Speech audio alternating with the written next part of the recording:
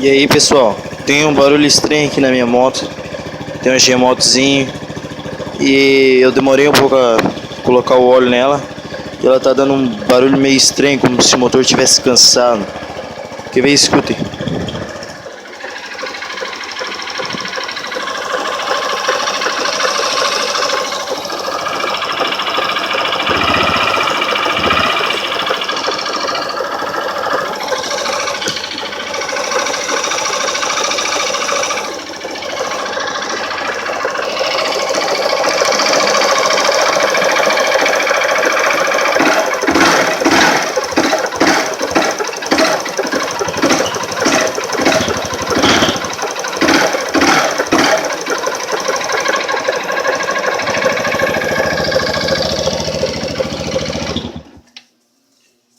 É isso aí pessoal, eu queria saber aí qual será que é esse barulho estranho que eu tô em dúvida. Os caras disseram, o mecânico disse pra mim que esse barulho aí é normal.